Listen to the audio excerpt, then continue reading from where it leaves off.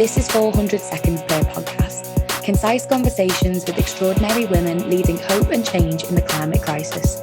I'm Becky Downing.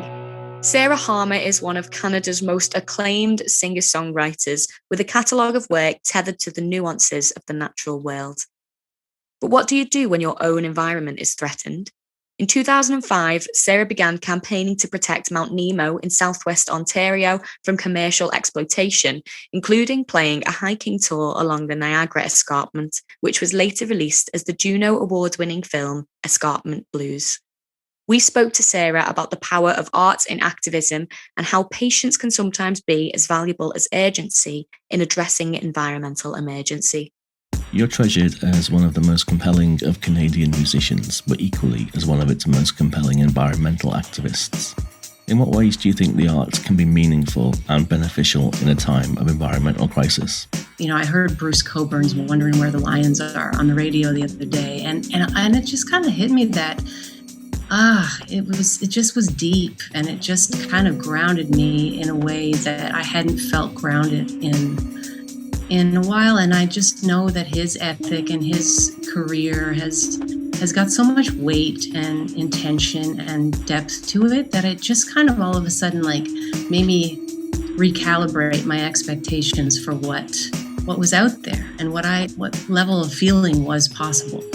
And I think theater, especially a shared experience of a theater performance, can really deepen those expectations of what's possible out there and how to kind of set our standards in a way that's not so quick and cursory and superficial, and just kind of ground you so that you don't know what effect it's going to have then in the rest of your day or life or week, whatever. But it's the subliminal kind of deepening of experience and standards, I think. All of a sudden, I just remember hearing that on the radio driving the other day, and it just kind of, the weight of it got me, and it felt so, in a way, unfamiliar to the things I've been currently kind of skimming over, Environmental crisis is a global crisis, but impacts of any kind are always local. You notably campaigned to protect the Niagara Escarpment running through Ontario. Why was this place so special to you? And what advice can you give to other people who need to fight for the rights of places special to them? Yeah, well, I grew up on Mount Nemo, and it's part of a UNESCO World Biosphere Reserve. So it's not just precious to me because, my family's been there for 51 years. But it is recognized internationally because it was hard to develop over the years because it's an outlier. It sits up above the landscape. It's a big rock, 400 million year old geology. It's all limestone. And so it's just a time capsule of precious intertwined layers of life. And in 2004, 2005, Lafarge, so big French transnational, who've been quarrying up there since the 1950s, a big below the water table pit at the top of the watershed, so where all of these creeks and streams kind of originate. They announced they wanted to expand their operation, and along with a whole bunch of community neighbors, people mostly I didn't know, but we did the old, people are doing all over the world, coming together in their church basement or their school or their somebody's kitchen table. And we started a community group and started to figure out how to get involved and speak up for all of this wildlife and well water and stuff. So and we ended up winning the fight. And then Lafarge is trying again with a worse proposal now. And so it's just the vigilance, the persistence that's required.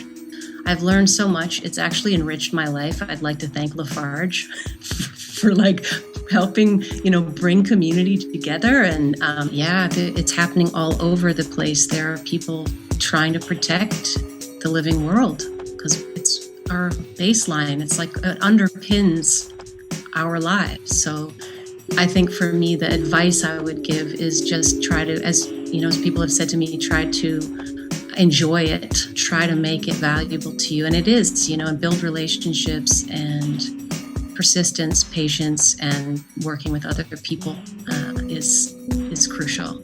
You spent 8 years campaigning to protect the escarpment, and the fight didn't end there. So on the one hand, we've introduced the language of urgency, which is important, but someone said to us on this project that sometimes you have to go slow to get far. Now you've had to deal patiently and enduringly with a very pressing issue, so how can we balance those two things? And have you had to stave off burnout from the sheer toil of such a campaigning enterprise? Definitely when Lafarge, announced in 2019 that they were going to come back just while the ink was still dry on their, dismissal, I didn't know how I could actually face it again, It was so daunting. I didn't know how to crack back into it because I had spent a ton of my life doing it. And it's usually seeing examples of other people doing it.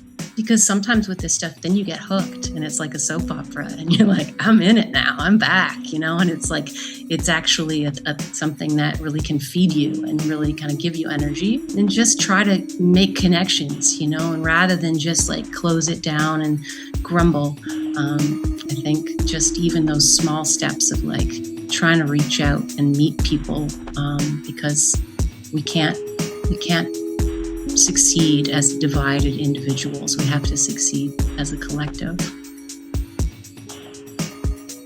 400 Parts Per Million is an ecological arts project by Theatre in the Rough, exploring young women's experience of the climate crisis. Join us online from the 8th to the 11th of February 2022 at 400.earth, supported by Arts Council England and the PH Holt Foundation.